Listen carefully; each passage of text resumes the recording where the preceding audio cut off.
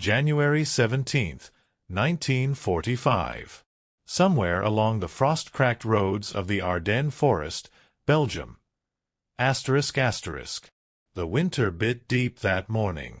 Not the clean cold of mountain air, but the damp, gnawing chill that crept through wool and leather and settled in the marrow. Snow had fallen during the night, blanketing the wreckage of war in deceptive silence.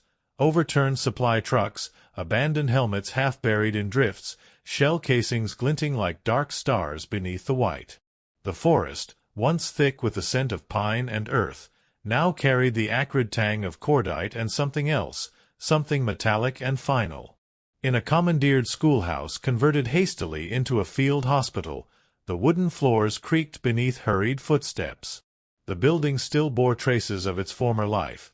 Chalk dust in the corners, a child's drawing of a house and sun pinned crookedly to one wall, now overshadowed by the rows of canvas cots where men lay in various states of breaking. The windows had been covered with blankets to keep the warmth from escaping and the light from attracting artillery. Inside, kerosene lamps threw long shadows across the faces of the wounded, and the air hung thick with the smell of iodine, blood, and that peculiar sweetness of infection that no amount of carbolic soap could mask. Greta Hoffmann moved between the cots with mechanical precision, her nurse's uniform stained dark at the hem where she'd knelt beside too many dying men. 23 years old, trained at the Charite in Berlin before the war consumed everything, she had learned to keep her face a mask of professional composure. Her hands, though, her hands remembered a different world. They had once arranged flowers in her mother's kitchen, had turned the pages of poetry books, had held her younger brother's hand as they walked to school through streets that no longer existed. Now they changed dressings, administered morphine in carefully measured doses, and wrote names and serial numbers on paper tags that would be tied to toes when the time came. The German field hospital had been overrun 3 days prior. Not with the violence she'd been taught to expect from the Americans, but with a kind of organized chaos that seemed almost apologetic. The American medics had simply appeared at dawn, weapons lowered, and the young captain, his uniform still bearing the mud of whatever hell he'd just fought through, had looked at her and the other nurses with something she couldn't immediately identify. Not lust, not contempt, not even the cold assessment of enemy personnel. It took her hours to recognize it. Embarrassment. He was embarrassed to be there, to have disrupted their work, to be standing in a room full of wounded men who wore the wrong uniform. "Ma'am," he had said, and the word itself had been strange. "Ma'am." Not Schwester, not even the curt functional acknowledgement German officers used. "We're going to need you to keep working. Our medics are stretched thin. Can you do that?" She had nodded because what else could she do? The wounded didn't stop bleeding because flags changed. And so the surreal coexistence had begun. German nurses working alongside American medics, tending to casualties from both sides in a building that smelled of defeat and exhaustion in equal measure. But it was that first morning, January 17th, when the strangeness truly began. An American soldier, couldn't have been more than 20, with a face still soft with youth beneath the grime, had been brought in with shrapnel wounds to his shoulder and leg. Not immediately life-threatening, but painful enough that he'd bitten through his lower lip trying not to scream during transport. Greta had cut away his uniform jacket, the fabric stiff with dried blood and frozen sweat, and begun to clean the wounds with practiced efficiency. He had watched her work in silence, his breathing shallow and controlled. Then, as she reached for the sulfa powder, he had spoken. "Do you have children?" The question hung in the air like smoke. Greta's hands paused, the small tin of powder suspended between them. She looked at him fully for the first time, really looked, beyond the wound, beyond the uniform. His eyes were gray, she noticed, the color of winter seas. And they held genuine curiosity, not mockery or tactical assessment. "No," she answered in careful English, the language coming back to her from schoolroom lessons that felt like they belonged to someone else's life. "I am not married." He nodded, wincing as she applied the powder. "I've got a little sister," he said, his voice tight with pain but pushing through it anyway. "She's about your age, I think. Maybe younger. She's training to be a teacher in Ohio. That's where I'm from." Ohio. He said it like she might know the place, like geography still meant something in this fractured world. Greta said nothing, focusing on winding the bandage with exact tension, tight enough to prevent infection, loose enough to allow circulation. But he continued, as if her silence was invitation rather than barrier. "Mom writes every week. Well, every week she can. Mail's been slow since we pushed into Belgium. She tells me about the Victory Garden, about how they're saving bacon grease for the war effort, about my sister's students." He paused, his breathing becoming more labored as she worked on the deeper wound in his leg. "She asks about you folks. The Germans. Wonders if you're suffering like we are. If your mothers are worried too." The words landed like small stones in still water, each one creating ripples that spread wider than their impact suggested. Greta tied off the bandage and reached for the morphine syringe, but her movements had lost their mechanical certainty.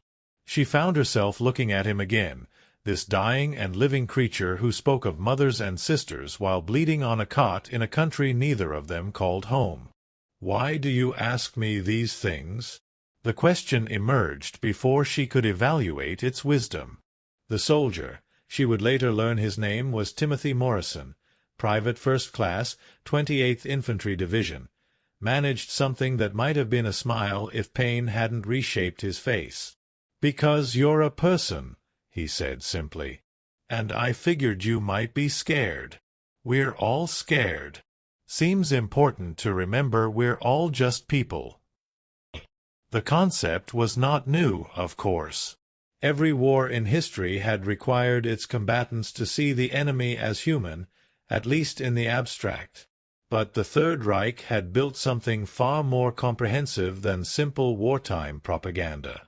It had constructed an entire philosophical architecture designed to sever that recognition at its roots. From the earliest days of schooling, German children, Greta's generation, had been taught that hierarchy was natural law, that some peoples were inherently, biologically superior to others, that strength and purity and the will to dominate were the highest virtues a society could cultivate. Greta had been 11 when Hitler came to power. She remembered the parades, the flags that seemed to bloom on every building like red and black flowers, the electricity that ran through crowds when the Führer spoke. But more than the spectacle, she remembered the lessons.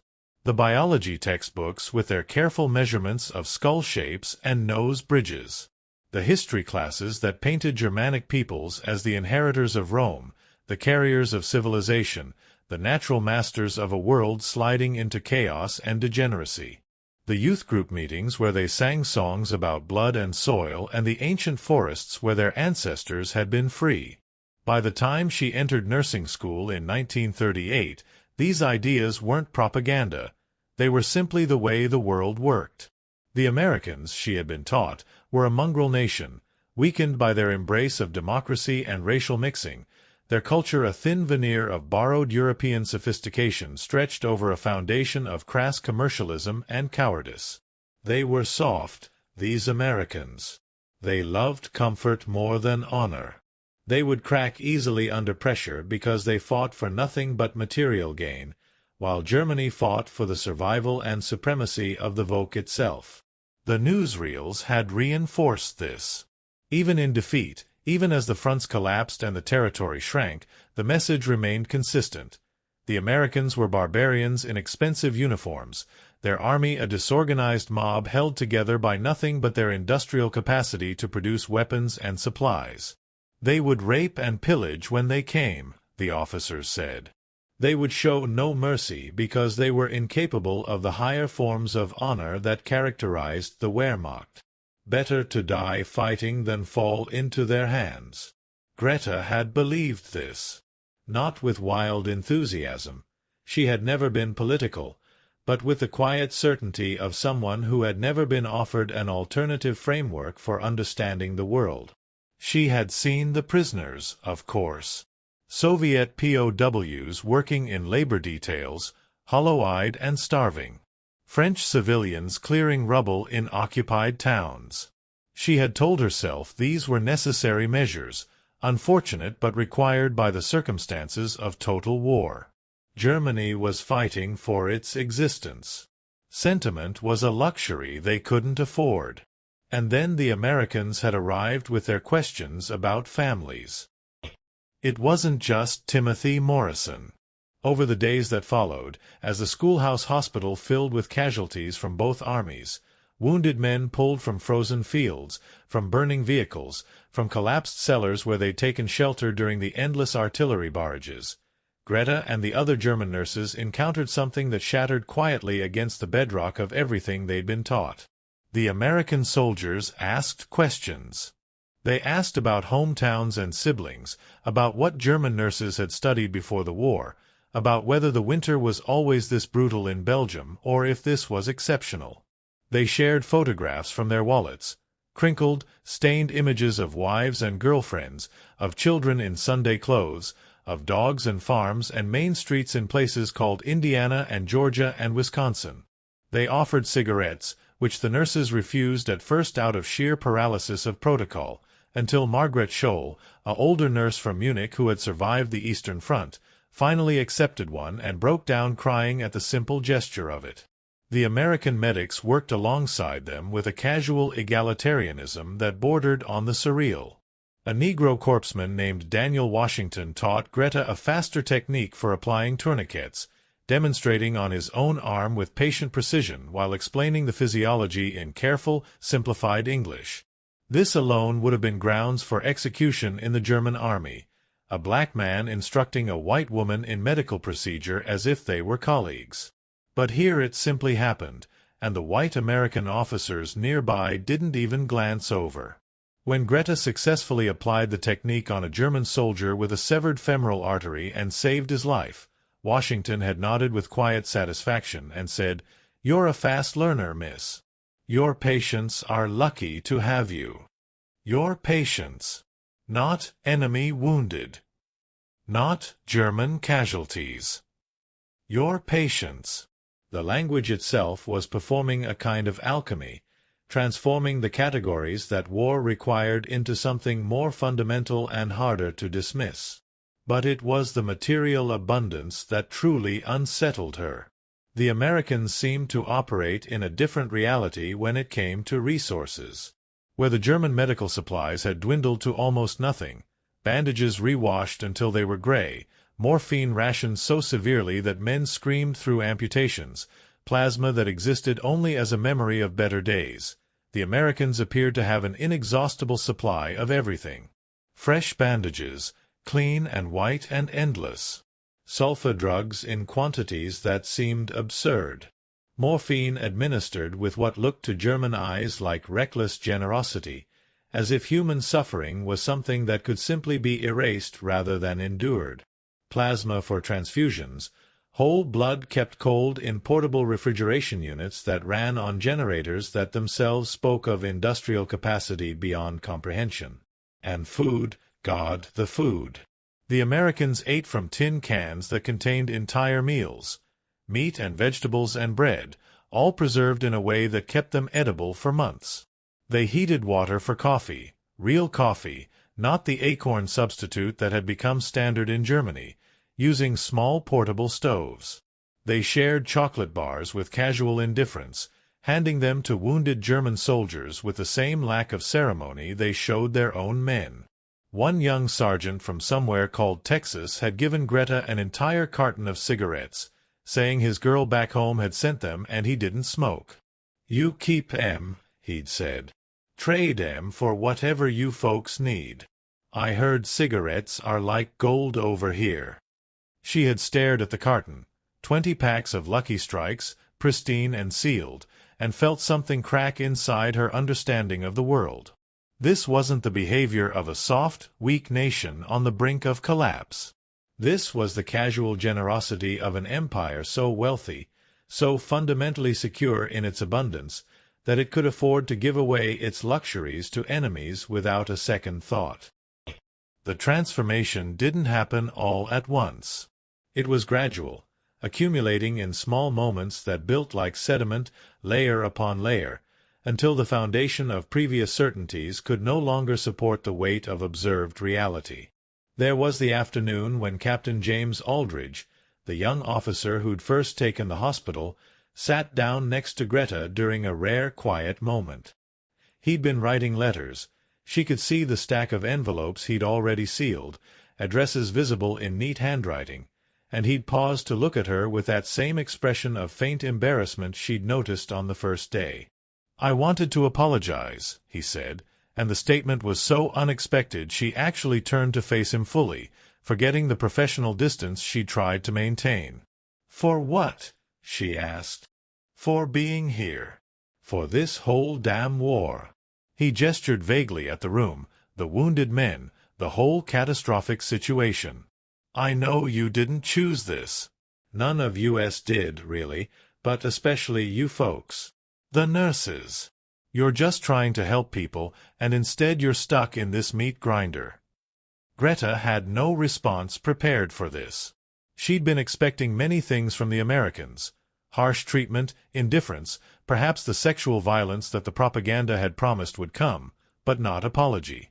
Not this quiet recognition of shared victimhood. "We all make choices," she finally said, the words feeling inadequate even as she spoke them. "I chose to be a nurse. To help people," Aldridge clarified. "Not to be part of this." He waved the letter he'd been writing.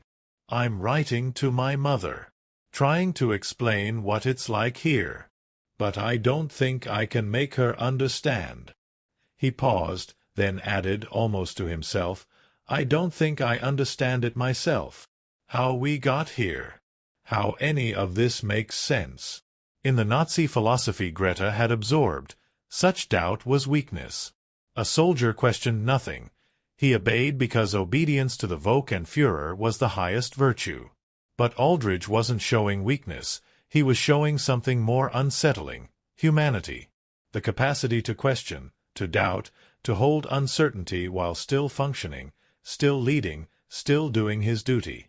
Later that evening, she had mentioned the conversation to Margaret, the older nurse who had become her informal mentor in this strange new reality. They were alone in the small room they'd been given for rest, a former supply closet with 2 cots and a single candle for light. Margaret had listened in silence, her face unreadable in the flickering shadows. Then she had said very quietly, "They're not what we were told."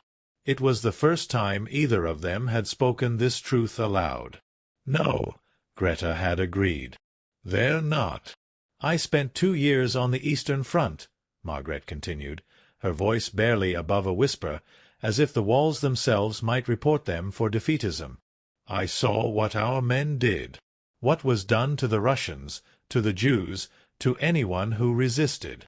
I told myself it was necessary, that they were untermenschen, that this was the price of survival." She stopped, and in the candlelight, Greta could see tears tracking down her face. "But these Americans, they treat us like we're human. They ask about our families. They share their food. And I keep thinking, if they can do this, if they can show mercy to their enemies, then what does that make us?" The question hung in the cold air of the supply closet, unanswerable and enormous. The symbolic object that came to represent this cognitive rupture was, absurdly, a chocolate bar. It was a Hershey's bar, specifically, the standard issue chocolate that came in American K-rations, wrapped in brown paper and divided into small segments that could be broken off and eaten. Nothing fancy, nothing elaborate. Just chocolate, sweet and rich and impossibly abundant. Private Morrison had given her the first one. His wounds had begun to heal, though he wouldn't be returning to combat. The leg injury had damaged nerves badly enough that he'd be going home once transport could be arranged. He'd been sitting up in his cot, writing a letter with a pencil stub, when Greta came to change his dressings. "Hey, Miss Hoffman," he'd said. He'd learned her name, learned all the nurses' names, which itself was remarkable. "I want you to have something." He'd held out the chocolate bar like it was nothing, like he was offering her a leaf or a stone, something of no consequence. But to Greta, who hadn't tasted real chocolate in 2 years, whose rations had consisted of black bread and thin soup and occasionally a bit of ersatz sausage, the simple brown wrapper might as well have been a bar of gold. "I cannot," she'd said automatically.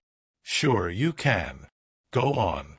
You've been taking care of all of us, working yourself half to death. You deserve something nice." The word struck her. Deserve. The philosophy she'd been raised in didn't speak much of deserving, except in the sense of racial entitlement. The strong deserved to rule because they were strong. The weak deserved their subjugation because they were weak. But this was different. This was a personal recognition of effort, of care given, of fundamental human worth that had nothing to do with blood or nation. She'd taken the chocolate bar with trembling fingers. That night, alone in her cot, she'd unwrapped it with ceremonial slowness. The smell hit her first, sweet and rich and somehow nostalgic, calling back to childhood birthdays and Christmas mornings before the world had fractured. She'd broken off a single square and put it on her tongue, letting it melt slowly, and the taste had been so overwhelming that she'd actually had to stop herself from crying. But it wasn't just the chocolate itself. It was what it represented. Here she was, an enemy nurse in an occupied building, being given luxuries by soldiers who themselves were supposed to be suffering under the weight of total war. The Americans weren't starving. They weren't desperate. They had chocolate to spare, and they gave it away freely to people who, until days ago, had been shooting at them. The abundance wasn't incidental. It was structural. It spoke of farms that hadn't been bombed, of factories running at full capacity, of a supply chain that stretched across an ocean and remained unbroken. It spoke of a nation that could fight a war on 2 fronts, could supply allies across the globe, and still have chocolate for its soldiers. Still have enough to share with enemies. This was the thing the propaganda had never prepared her for. The Americans weren't winning because they were barbarians or because they had sold their souls for material comfort. They were winning because their system, democratic, commercial, mongrel though it was, produced abundance. And that abundance translated directly into military capacity, into medical care, into the ability to treat even enemy wounded with a generosity that defied everything she'd been taught about scarcity and strength. The weeks that followed became a strange interlude, a pocket of almost peace inside the larger catastrophe of war. The front line stabilized, then moved east as the German forces retreated. The schoolhouse hospital remained in American hands, and Greta and the other German nurses remained there because the wounded required care and the Americans had neither the inclination nor the capacity to imprison medical personnel who were needed. In this liminal space, conversations deepened. Greta's English improved rapidly through necessity and practice. She learned about places she'd only seen on maps. The vast plains of Kansas, the mountains of Colorado, the strange humid swamps of Louisiana. She learned about American cities. New York with its impossible towers, Chicago and its stockyards, Los Angeles where they made movies that had once played in Berlin theaters before the war closed all such windows to the outside world. But more than geography, she learned about ideas. About democracy as the Americans understood it, not the weak, chaotic thing Nazi propaganda had portrayed, but something more complex. A system built on the assumption that people could govern themselves, that consensus was stronger than command, that freedom to dissent actually produced better outcomes than forced unity. She learned this not from lectures but from observation. She watched American officers argue with their sergeants about the best way to organize supply distribution. She saw enlisted men question orders and have those questions answered with reasoning rather than punishment. She witnessed the casual way the American soldiers spoke to their officers, respectful but not servile, addressing them as "sir," but maintaining a fundamental dignity that suggested they saw themselves as equals in all but rank. This was perhaps the most destabilizing thing. The Americans acted as if hierarchy was contingent rather than essential. as if a private and a captain were both fundamentally the same kind of being, human, who happened to have different roles in an organization, but weren't different kinds of creatures. The Negro corpsman, Daniel Washington, who had taught her the tourniquet technique, spoke to white officers and was spoken to in return as if his skin color was merely a descriptive fact rather than a metaphysical category. One evening, during a rare moment of downtime, Greta had asked him about this directly. They were outside the hospital, taking a brief respite from the close air and the constant smell of wounds.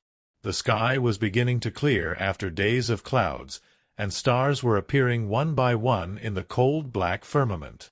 "In Germany," she said carefully, "we were taught that different peoples have different natures, that some are meant to lead and others to follow." Washington had been smoking a cigarette, and he'd paused with it halfway to his mouth. "Yeah," he said, his voice flat. "We've got folks in America who think that way too. Lots of them, actually. But you serve together. You and the white soldiers." "We do." He took a long drag from the cigarette, the ember glowing bright in the darkness. "Doesn't mean it's easy.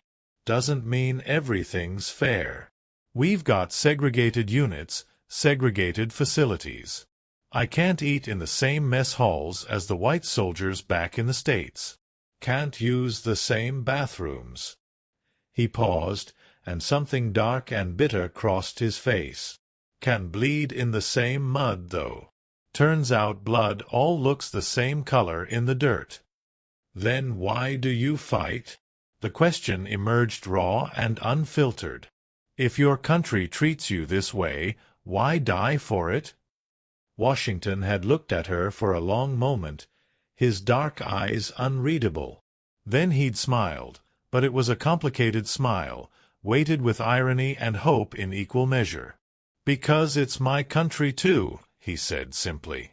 "And because it can be better. That's the thing about America, Miss Hoffman. It's not perfect. Lord knows it's not perfect, but it's built on an idea that lets it improve. That all men are created equal. We're not there yet. Maybe we won't be there in my lifetime. But the idea's there, written into the foundation. And that idea's powerful enough to fight for." She had tried to reconcile this with everything she'd been taught.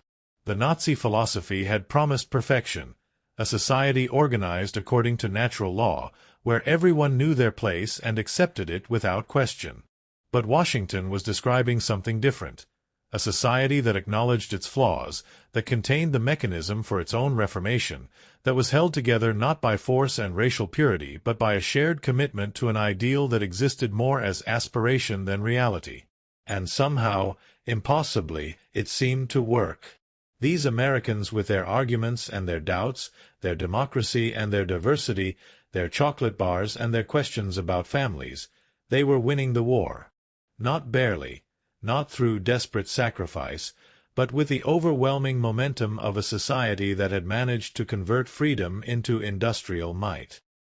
The reckoning came on a gray morning in early February. The front had moved far enough east that the hospital was being evacuated. The American wounded would be moved to better facilities in France. The German wounded who could be moved would be transferred to POW camps. And the nurses would have to make a choice. Captain Aldrich had gathered them in the schoolhouse's small office, Greta, Margaret, and two younger nurses, Hilda and Anneliese. He'd looked uncomfortable, as he so often did when forced to exercise his authority. "You're free to go," he'd said. "Back to German lines, if that's what you want. We're not going to stop you." He'd paused. "But I want you to think carefully about that decision. The war's not going well for Germany. You've seen our supply lines, our resources. And you've heard the reports about what's happening in the East. The Soviets are pushing hard. Berlin might not hold much longer." Margaret had spoken first. "And if we stay, what happens to us? You'd be processed as prisoners of war, sent to a camp, probably in France or England, until the war ends. Medical personnel are usually treated well under the Geneva Convention. You'd have shelter, food, safety. Aldridge had met each of their eyes in turn. I can't promise it would be comfortable, but it would be safe. And when this is over, when Germany surrenders, and it will surrender, that's not a question anymore. You'll be released to go home. Home. The word had hung in the air like a question mark. What did it even mean anymore? The Germany they'd left was already gone, transformed by years of war into something none of them fully recognized. The cities were rubble. The men of their generation were dead or dying on retreating front lines. The ideals they'd been taught had curdled into something monstrous, and though none of them had said it explicitly, they all knew this now. The refugees streaming west had brought stories. Stories of camps that weren't prison camps but extermination centers. Stories of mass graves and gas chambers, of children sorted on railway platforms, of the industrial application of the racial philosophy they'd all been taught to accept. Greta had thought of her brother, Hans, who'd been drafted into the Waffen-SS at 17. She hadn't heard from him in 8 months. She thought of her mother, still in Berlin as far as she knew, facing the Soviet advance alone. She thought of Timothy Morrison asking about her family, offering chocolate, treating her like a human being rather than a racial category or a military asset. "I'll stay," she'd heard herself say. "I'll surrender." One by one, the others had agreed. Not because they had stopped being German, not because they had betrayed their country, but because they had begun to see through the lies they'd been fed about strength and weakness, about superiority and subjugation, about what really mattered when everything else was stripped away. The POW camp in southern England was nothing like what the propaganda had promised. There were no torture chambers, no deliberate starvation, no systematic brutality. Instead, there were Quonset huts with wood stoves, regular meals that, while not luxurious, were adequate and nutritious, and work details that kept the prisoners occupied without being punitive. The German nurses were housed separately from the male prisoners and put to work in the camp hospital, tending to POWs from all sides, German, Italian, even some Japanese sailors who'd been captured in the Pacific and transported west. Greta spent the final months of the war in this strange, suspended state, neither free nor precisely imprisoned. She read books from the camp library, British and American novels that presented the war from the opposite perspective, that painted the Nazi regime as the villain rather than the victim. She attended lectures organized by re-education programs, where former German academics explained the history of democracy, the philosophy of human rights, the mechanics of propaganda, and how it had been used to pervert an entire generation's understanding of reality. It was painful, this unlearning. Every new piece of information, every revelation about the camps and the massacres, about the systematic nature of the atrocities committed in the name of racial purity, it all required her to confront her own complicity, her own willingness to accept convenient lies rather than face uncomfortable truths. But through it all, she kept returning to that moment in the Belgian schoolhouse. Timothy Morrison asking about her family. The chocolate bar given freely. Daniel Washington teaching her a technique that saved German lives, treating her as a colleague rather than an enemy. Captain Aldridge apologizing for the war, as if human decency could transcend nationality. These small gestures, repeated across thousands of individual interactions between captors and captured, became the foundation for something larger. They demonstrated what the Nazi philosophy had denied, that commonality was deeper than difference, that the bonds of shared humanity were stronger than the barriers of nation or race, that systems built on freedom and abundance were more resilient than those built on domination and scarcity. When news of Germany's surrender reached the camp in May 1945, there was no celebration among the German prisoners, only a kind of hollow relief. The war was over. They had lost, but they had survived. The world they'd known was gone, but perhaps perhaps, something better could be built from the ruins. Greta received word of her mother's survival 2 weeks later. Hans was dead, killed near Budapest in January. Her father, career Wehrmacht, had died during the Battle of Berlin.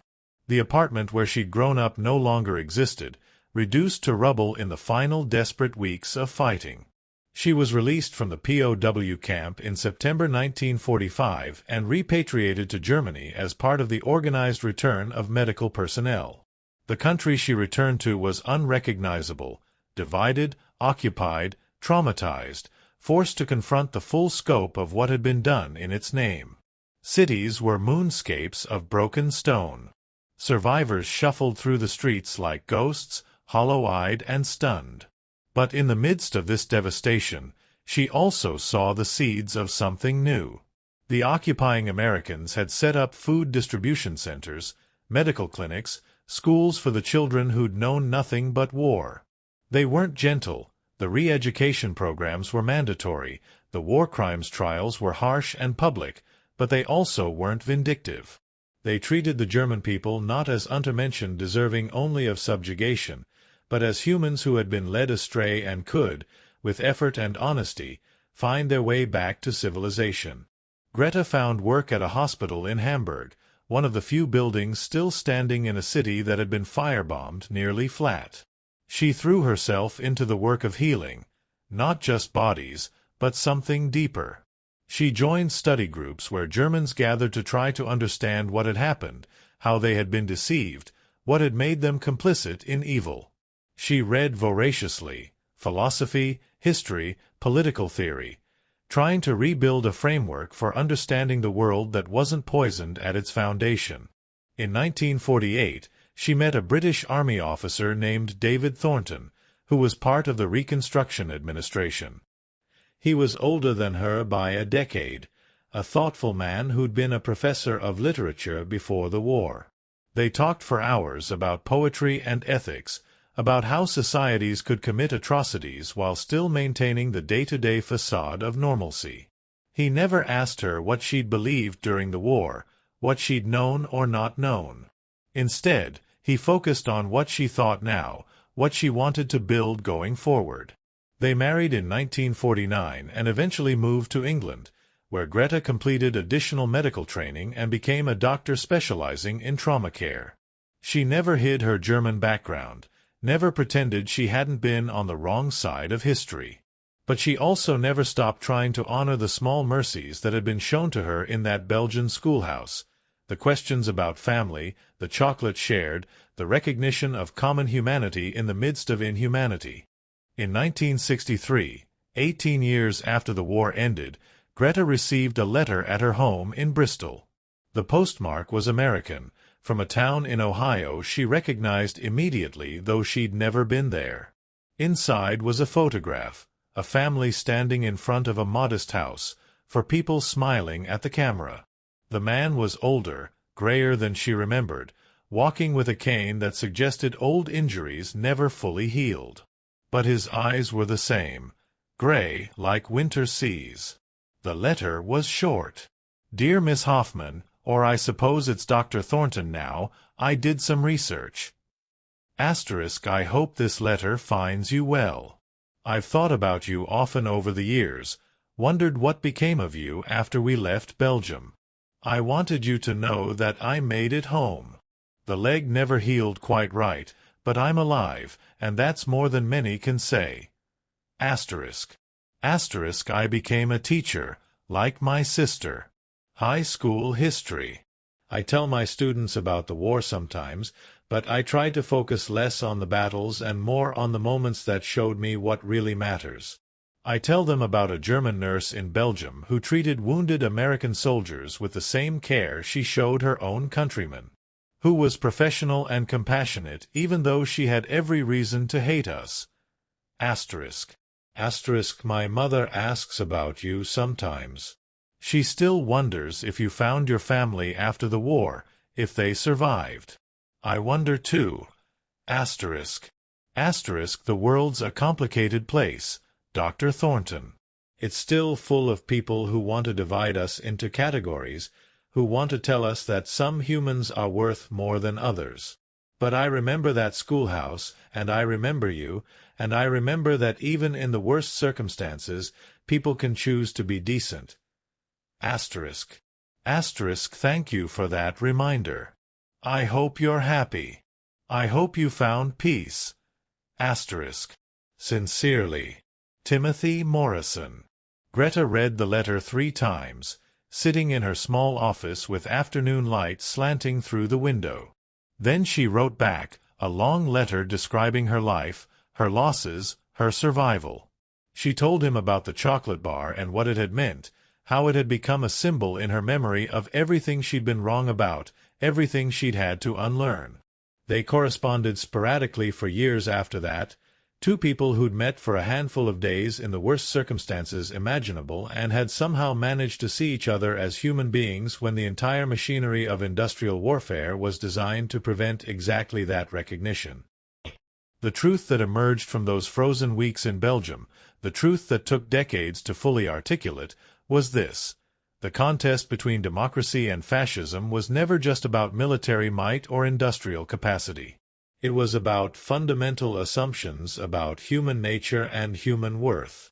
The Nazi system had been built on the premise that humans were fundamentally unequal, that hierarchy was natural and desirable, that strength was the only virtue that mattered and weakness deserved only contempt. It promised greatness through domination, prosperity through conquest, meaning through subjugation of the inferior. But this philosophy contained the seeds of its own destruction. A system built on constant assertion of dominance requires constant warfare. It turns everyone outside the favored group into an enemy and eventually turns on itself, purging its own ranks of anyone who shows insufficiency, loyalty, or strength. It cannot adapt, cannot compromise, cannot acknowledge error without threatening its entire ideological foundation. And perhaps most fatally, it motivates only through fear and force, which means it cannot call upon the voluntary cooperation and innovation that complex modern societies require. Democracy, for all its flaws and failures, operated from a different premise: that humans were fundamentally equal in worth if not in ability, that cooperation was stronger than domination, that a society that respected freedom would be more resilient and prosperous than one built on coercion. The chocolate bars weren't incidental. They were evidence that this premise was correct. A society that respected individual rights, that allowed for dissent and debate, that treated even its enemies with basic dignity, was also a society wealthy enough to give away luxuries. And that abundance translated directly into the capacity to wage and win wars, not through brutality but through overwhelming material superiority combined with the moral confidence that came from fighting for something worth defending. The questions American soldiers asked about families, the small mercies shown in field hospitals, the casual generosity with supplies and food, these weren't weaknesses. They were manifestations of a system that recognized human dignity as fundamental, that saw even enemies as humans rather than categories. And in the end, this recognition proved stronger than the most disciplined fanaticism, more durable than the most sophisticated propaganda. Greta understood, in the years that followed, that she had witnessed something profound in that Belgian schoolhouse. Not the triumph of good over evil. The war had been too complex, too brutal, too full of moral compromise on all sides for such simple characterizations. But the triumph of a particular kind of good over a particular kind of evil. The triumph of systems that acknowledged human worth over systems that denied it, of abundance over scarcity, of cooperation over domination. The chocolate bar she'd been given, that simple brown-wrapped square of sweetness, became in her memory a symbol of this larger truth. It represented a society wealthy enough to care about individual comfort, generous enough to share even with enemies, confident enough in its principles that it could afford mercy. And in the end, those qualities, compassion, abundance, the recognition of common humanity, proved more durable than the hardest steel, more powerful than the most brutal enforcement of hierarchy. In the decades that followed the war, Greta Hoffmann Thornton became a quiet advocate for reconciliation and historical memory.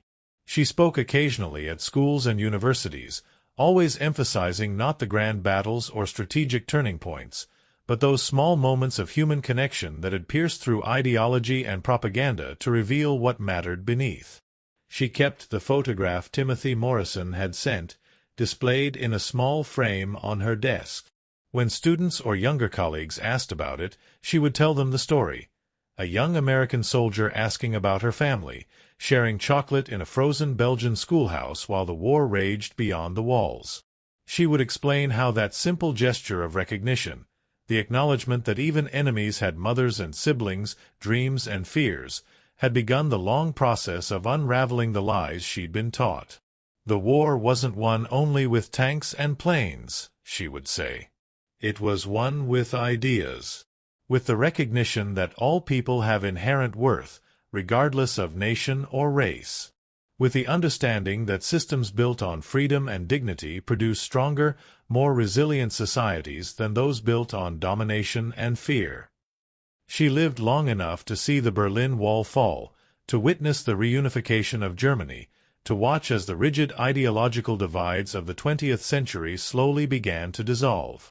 She died in 2003, at the age of 81, in the same Bristol home where she'd received Morrison's letter 4 decades earlier. Among her papers, her daughter found a worn piece of brown paper, the wrapper from a Hershey's chocolate bar, carefully preserved for nearly 60 years. And beneath it, a note in Greta's handwriting. Asterisk, this is what democracy tasted like, sweet, generous, and freely given. May we never forget that abundance shared is stronger than scarcity hoarded, that humanity recognized is more powerful than ideology enforced, and that the smallest gestures of compassion can illuminate truth more clearly than the grandest declarations of supremacy. Asterisk. Asterisk, we were taught that strength came from domination, that greatness required the subjugation of others, that mercy was weakness. But in a frozen schoolhouse in Belgium, I learned different. That true strength lies in recognizing the humanity of your enemy, that real greatness is measured in generosity rather than conquest, and that the capacity for mercy is perhaps the highest form of power a civilization can achieve. Asterisk. The chocolate wrapper and note were eventually donated to the Imperial War Museum in London, where they remain on display, a small, fragile artifact that speaks to a truth larger than any battlefield monument. That wars are won not only by the force of arms but by the strength of ideas, and that the most powerful idea ever conceived is the simple recognition that all humans, regardless of uniform or nation, deserve dignity, compassion, and the chance to be seen as something more than categories in someone else's grand design. In the end, the German nurses who were stunned when American soldiers asked about their families had witnessed not just a military victory, but a philosophical one. They had seen evidence that democracy, for all its messiness and imperfection, produced something fascism never could, a society wealthy enough to be generous, confident enough to be merciful, and wise enough to understand that treating enemies as humans was not weakness but the ultimate expression of strength. That lesson, learned in the ruins of Europe amid blood and suffering and the collapse of empires, remains as vital now as it was then. A reminder that the battles that matter most are fought not only on fields of war but in the small daily choices to recognize each other's humanity, to share what we have, and to ask, even across lines of conflict and ideology, about each other's families.